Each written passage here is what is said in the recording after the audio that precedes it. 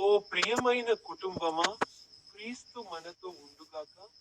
ప్రియమైన తల్లిదండ్రులారా, ప్రియమైన సహోదర సహోదరీలారా, ప్రియమైన వృద్ధ తల్లిదండ్రులారా, ప్రియమైన పిల్లలారా మరియు యువతారా, నేను అమర్దీప్ పిఎస్ మడ్డి. ఈ రోజు ఆగస్టు మాసం మొదటి రోజు.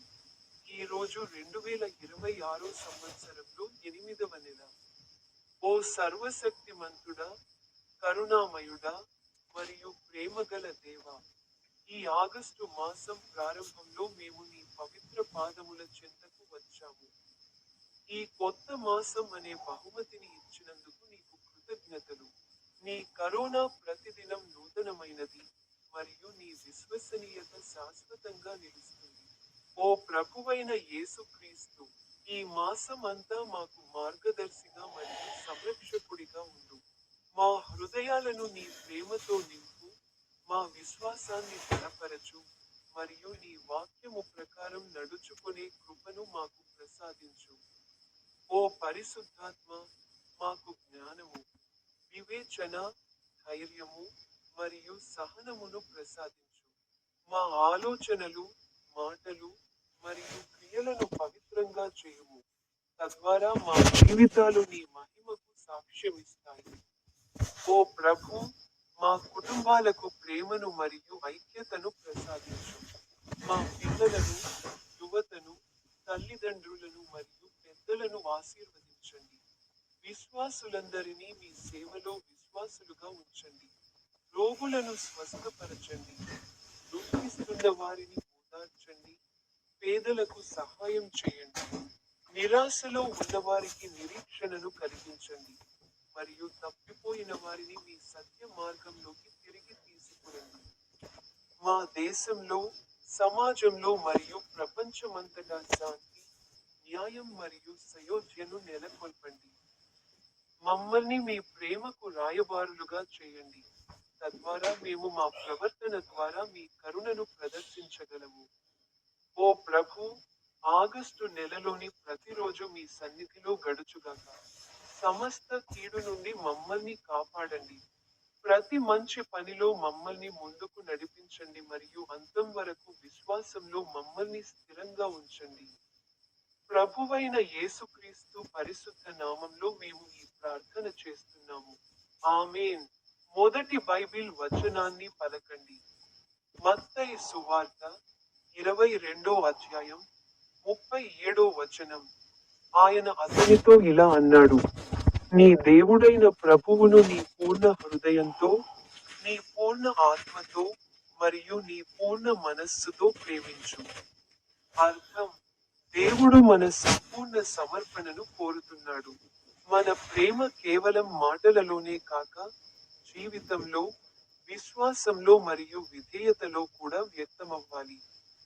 విషయానికి: ప్రభూ, నా పూర్ణ హృదయంతో, పూర్ణ ఆత్మతో, పూర్ణ మనస్సుతో నిన్ను ప్రేమించేలా నన్ను అనుగ్రహించు. అభ్యర్థన: ప్రభూ, నా హృదయాన్ని నీ ప్రేమతో నింపి, నీ చిత్తాన్ని నెరవేర్చడానికి నాకు కృపను ప్రసాదించు. ప్రార్థన: పరలోక తండ్రి, అన్నిటికంటే ఎక్కువగా నిన్ను ప్రేమించే మరియు నీ మహిమ కొరకు జీవించే హృదయాన్ని నాకు అనుగ్రహించు. ఆమేన్. చివరి బైబిలు వచనాన్ని పలకండి. కీర్తనలు 91, 1 మరియు 2 వచనాలు. మహోన్నతుని రహస్య స్థలములో నివసించువాడు సర్వశక్తిమంతుని నీడలో నిలుచును. యెహోవాను గూర్చి నేను ఇట్లందును, ఆయనే నా ఆశ్రయము, నా కోట, ఆయనే నేను నమ్ముకొను నా దేవుడు. అర్థం: దేవుడు తన ప్రజలకు సురక్షితమైన ఆశ్రయం. ఆయనను నమ్ముకునేవారికి ఆయన రక్షణ, శాంతి మరియు ధైర్యాన్ని అందిస్తాడు. అనువాదం: ప్రభువే నా ఆశ్రయం, నా కోట. విజ్ఞప్తి: ప్రభూ, నీ రక్షణలోను, నీ శాంతిలోను నన్ను ఎల్లకాలం ఉంచు.